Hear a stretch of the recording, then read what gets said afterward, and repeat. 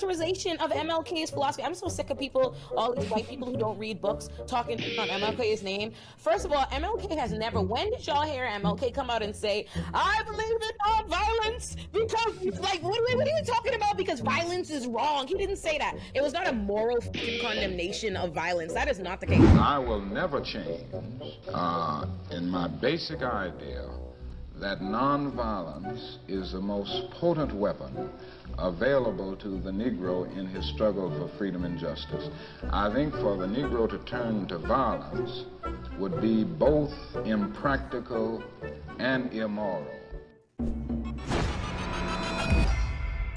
If that is their playbook to bring up MLK and invoke him in this respectability politics way. And yes, that's an excellent point. Soul Bunny is like, there are a million other civil rights leaders, right? Like a million of them else. But also, it is a mischaracterization of MLK's philosophy. I'm so sick of people, all these white people who don't read books, talking shit on MLK's name. First of all, MLK has never, when did y'all hear MLK come out and say, I believe in nonviolence because, like, what are you talking about? Because violence is wrong. He didn't say that. Read his books. He said, I believe these fucking white people will kill us and that we'll be outnumbered. That's what he said. We'll be outnumbered. It will be a mass slaughter and I don't want to bring my people to genocide. That is what he said. It was not a moral fucking condemnation of violence. That is not the case. I literally wrote my first essay in my Substack, my Substack about this, America's hypocrisy on violence, the case of police brutality, and the fact that...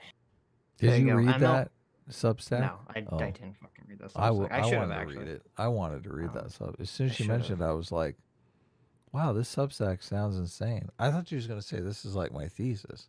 Then I wanted to find out who her thesis advisor was because... Right. So there you go. Martin Luther King Jr. never gave a moral condemnation of violence. How do you... Look, when they talk about how... Look at that face. This is the perfect... That's how I feel. This is my perfect feeling when I hear Olay say these stupid words. Okay, that's how I feel. Is what she's doing right now. I'm like, when they talk about critical race theory is just teaching black history. Is this the black history that they're talking about teaching? The one that's completely fake about how Martin Luther King advocated for violence? Yeah. Yeah. Okay, so let's so we're at 56:14. Let's see what MLK had to say about this. 60 minutes. Rewind. Now what I'm saying is this. I would like for all of us to believe in nonviolence, but I'm here to say tonight that if every Negro in the United States turns against nonviolence, I'm going to stand up as a lone voice and say this is the wrong way. I mean, that's pretty clearly the clip that Olay was saying did not exist. I mean, that's like it. Have you ever heard MLK come up and say, I don't believe in nonviolence? Have you ever heard him say that? I mean, she even kind of did the voice when she said did. It. Yeah. She did the voice, yeah. But wait, it continues. I will never change. Oh. Okay.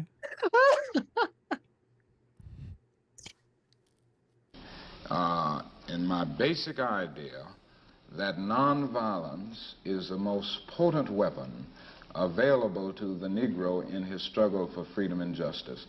I think for the Negro to turn to violence would be both impractical and immoral. Wow. Oh, Jump to Olay saying, you never heard Martin Luther King Jr. say that violence was immoral? Jump back to this. I mean, this should just be a clip video.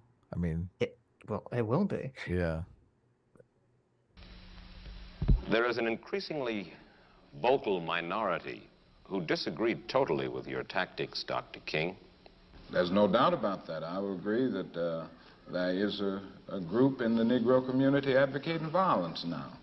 I happen to feel that this group represents a numerical minority. Surveys have revealed this. The vast majority of Negroes still feel that the best way to deal with the dilemma that we face in this country is through nonviolent resistance. And I don't think this vocal group will be able to make a real dent in the Negro community in terms of swaying 22 million Negroes to this particular point of view. And that was obviously Malcolm MLK. X, yeah. Obviously MLK. Not against violence. Let's have some more MLK not being against violence. Ready? Nonviolent resistance is the most potent weapon available to oppressed people in their struggle for freedom and justice. I think the aftermath is much greater for everybody involved. The aftermath of violence is bitterness, and you've got to spend another 100 years getting rid of the bitterness created as a result of the violent revolution. Wherein the aftermath of nonviolence is redemption and the possibility of the creation of the beloved community. Wow, that's kind of crazy because, I mean, obviously after the Civil War, I mean, they did go into Jim Crow. Yeah. And all that Yep. was never really resolved for 100 years. Yeah. But after civil rights, we had civil rights in the 60s. And I mean, we were making progress by the 70s and 80s. Mm-hmm. Yeah. Yeah. But no, MLK, it was only a tactic.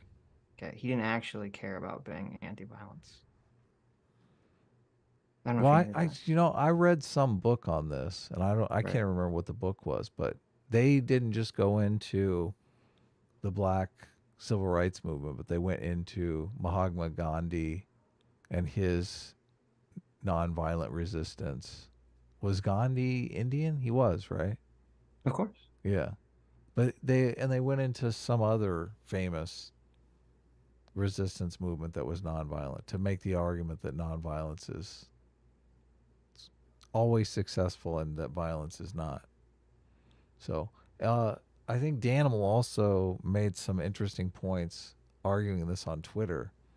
That even because the activists are saying, well, you know, they enacted violence and then they got some sort of legislation passed. So they'll point to the riot made the legislation passed. But if you look closer at it, the legislation was passed, but it was never enforced because the people were so bent out of shape about the violence that they really found like cultural workarounds to make sure it didn't happen no matter what. Yeah. Right. So it was still unsuccessful. Is there more? There's more.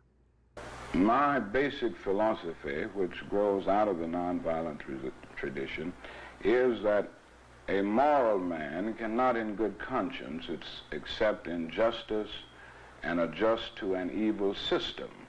He must resist it. He has a moral obligation to resist evil.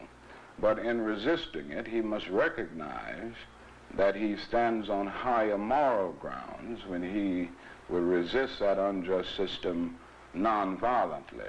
The individual seeks to achieve moral ends through moral means, and I think this is what nonviolence is saying in the final analysis, that means and ends must cohere, and that in order to bring about a just society and a righteous society, it is necessary to use just and righteous methods. Based, yeah. That's wow. Awesome. This is This is the moral of the turn the other cheek, because that's an indictment of violence right there. Well, saying, well, yeah. This concept, and it's just like insane. I don't know how she could say this. Someone who supposedly read his work, because as someone who, you know, I've looked into MLK probably a fraction of the amount of time that, like, you know, MLK advocates supposedly research him. One of the themes I literally saw repeated time and time and time again through my little bit of research was what he just said right there. He repeats it time and time again. He doesn't believe that immoral means can bring about justified ends. Right. This was actually one of his complaints against communism, was he said that communism thinks that they can use immoral means to bring about justified ends. Yeah. And he says this constantly. He says this all the damn time. And so it's like, it's just totally insane to me that Olay is like, when did you ever hear Martin Luther King Jr. say this thing that he says all the time? It makes me think she doesn't know anything about Martin Luther King. Yes. Or she is only familiar with the one quote that the commies pass around all the time. Right. About white liberal him quote. saying he's more open to socialism or something like that. I don't even know the quote, but it's just one quote that they use all the time. Yeah, there's a couple quotes they like to throw around all the time. Yeah. But okay, there's one more clip. I'm not gonna play the whole thing because it's like pretty long. But there's one more part of the clip that I want to show. Just to really like drill into how insipidly dumb what Olay said is. And she's doubling and tripling down on this, okay, still, at this very moment. Okay. Let's see, let me get the time code here. Let's see, we're at 7:09. 8. Like I need to be at 8:20 here. Oh. Now let me say, secondly, Perfect. that if we're to have peace in the world, men and nations must embrace the nonviolent affirmation that ends and means must cohere. One of the great philosophical debates of history has been over the whole question of means and ends. And there have always been those who argued that the end justifies the means, that the means really aren't important. The important thing is to get to the end you seek. So if you are seeking to develop a just society, the important thing is to get there, and the means really aren't important. Any means that will get you there. They may be violent, they may be untruthful means, they may even be unjust means to get to a just end. There have been those who have argued this throughout history. But we will never have peace in the world until men everywhere recognize that ends are not cut off from means, because the means represent the ideal in the making and the end in process. And ultimately, you can't reach good ends through evil means, because the means represent the seed and the end represents the tree. It's one of the strangest things that all of the great military geniuses of the world have talked about peace. The conquerors of old who came killing in pursuit of peace. Alexander, Julius Caesar, Charlemagne, and Napoleon were akin in seeking a peaceful world order. And do you know, if you will read Mein Kampf close enough, Hitler contended that everything that he did in Germany was for peace. And the leaders of the world today talk eloquently about peace. Every time we drop our bombs in North Vietnam, President Johnson is talking eloquently about peace. Make it plain. What is the problem? They are talking about peace as a distant goal, as an end we seek. But one day we must come to see that peace is not merely a distant goal that we seek, but it is a means by which we arrive at that goal. We must pursue peaceful ends through peaceful means. All of this is saying that in the final analysis, means and ends must cohere because the end is pre-existent in the means. And ultimately, destructive means cannot bring about constructive ends. Now let me... Based. Totally Isn't true. So based. Yeah. Ultimate, based, enlightened centrist. Yeah. MLK. This is how you get tit for tat warfare from here to eternity. Yeah, and you know it's so gross because if you played this clip without if we said these words to some leftist streamer, they'd be like, "That's cuck liberal civility politics." Right? Yeah. If you didn't show them who said it, right? They'd be like, "Oh, that's pathetically lame. I'm a consequentialist." Yeah, exactly. It's so funny. Like, the more I look into MLK, the more I respect how awesome he was. Like, that's just like that's such a great philosophy. And it's so true. It's so incredibly true that the means and the ends are not cut off. They're baked into each other. Yeah. And yet we got Olay over here. These are real. Saying, you never heard MLK say, let's just play it again just for like the comedy.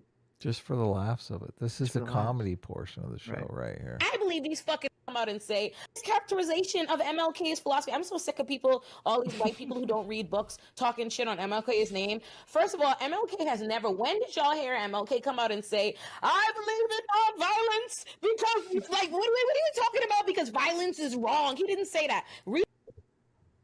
Well, let it go. Let it go. It's a moment of silence. Read his books. He said, I believe these fucking white people will kill us and that we'll be outnumbered. That's what he said. We'll be outnumbered. It will be a mass slaughter and I don't want to bring my people to genocide. That is what he said. It was not a moral fucking condemnation of violence. That is not the case. I literally wrote my first essay in my Substack, my Substack about this, America's hypocrisy on violence, the case of police brutality, and the fact that ideologically, the Black Panthers and MLK were not this big divergent thing on violence. It was a tactic. It was just literally a matter of strategy of let's try this out. And I have a hard time. Let me tell you something. If he tried something out in the 60s, he was trying it out. What makes you feel like in 2023 when, by the way, his daughter and living descendants are fucking alive, co-signing Black Lives Matter and the protests that y'all are using it to discredit? What makes you feel like if he saw y'all doing the same fucking shit in 2023, you know, after also you niggas assassinated him, what makes you feel like he'd be like, oh, yeah, definitely nonviolence is the way to go with them? Like if he came back from the grave where y'all put him. So here's a question. Mm-hmm. Who's the y'all in this situation? Well, the white people, of course. It's so weird to me. And I said this in my tweet. Let me bring up my I'll read my tweet real quick. I said, I watched a video from Olay, I added her, that was in response to a conversation with Anna Kasparian. In it, she makes the strange claim that MLK only advocated for nonviolence as a tactic and not a moral principle. This is not accurate. Yeah. Oh, wait. Okay, so you were nice. Look at that. I was nice. Good faith Gary here. I feel like I sound like Data whenever I talk like this. That is not accurate. The concept of nonviolence was deeply rooted in MLK's philosophy, and he preached this throughout his life. Yeah. Also, I don't know who the quote "you" is she's referring to when talking about you assassinated MLK. Yeah. So, and I linked on Twitter all those clips. I saw, yeah. I watched And a I want bunch you to know of this. them. I literally bought Twitter Blue just so I could Hold on a second. I was like, wow, how does Sitch have this show more in here? I don't have the check mark yet because apparently it takes some time to show verify up. you, yeah. But I literally bought Twitter Blue just so I could tweet the videos all together and all that stuff. Did you get it on show your more tweet. Did you get it on your phone or on the It's computer? really dumb. The only way to do a tweet where you embed multiple videos in the same tweet is on your phone. can't Really? do it on the computer. Yeah, which I don't understand why it would be programmed that way. That's insanely idiotic to me. But Twitter Blue is only $8 if you do it on the computer. If you do it on your phone, it's $11. oh, really? Yeah, because you have to do it through Apple App Store, and it. Oh, I did it charges you. on my computer, so it was only $8. Yeah, that's the way to go. Okay, I see. Interesting. But anyway, I say I MLK the edit button is so worth it. So, but go ahead. Look, let's yeah, not no, get the edit button sidetracked. seems like it's worth it. Amazing. I said MLK would consistently repeat the concept that violent means cannot bring about just peaceful ends. He makes it very clear that nonviolence is not merely a tactic, but is the moral way. In the second clip, it really spells this out in case there's any doubt, and it was the clip of him, that long clip we just watched. Now, he would often talk about the strategy of nonviolence as a way to persuade people who didn't agree with his philosophy, but that should not be confused for thinking there was no philosophy. Yeah. This is important because right now, there are a lot of people, a lot of internet leftists, who are trying to recast MLK as a radical who only used nonviolence as a mask, and that the violence was necessary for the civil rights movement to succeed. By doing this, they are explicitly or implicitly pushing the idea that violence is necessary for any movement seeking to grant rights, justice, or equality for any group they consider oppressed, and thus excuse violence that occurs in the name of social justice. Many leftist content creators appear to be promoting this dangerous idea rather than pushing back on it. Yeah, Ole included. And all these cucks that are sitting there letting her do it. Right. They all have looks on their faces like, oh, I'm not down with this violence. Don't they? I mean, look at all of them. None of them look like they're into this. My favorite is Lance's face, but I feel like that's the way Lance always looks. Lance is like, holy shit, I am high as can be. I've been smoking weed all day. And here I am on this live stream. Right. These are good faces. These are good faces. With this person advocating for that MLK was violent. Was mask off. Yeah, secretly. MLK. Fine with violence. Yeah. Right. Not a great look. So anyhow, yeah, I just Yeah, you think people that Now everyone's going to talk at once. Like, oh god. so we need to acknowledge. So based on the tweet that I just read to you guys, right? I called her out for being wrong, but I wasn't attacking her. I wasn't being like overly rude, like we are in this stream. So I was blocked. Right. She blocked me, and then basically subtweeted me as being wrong, but blocked me first, so I couldn't actually address or respond. How are you wrong?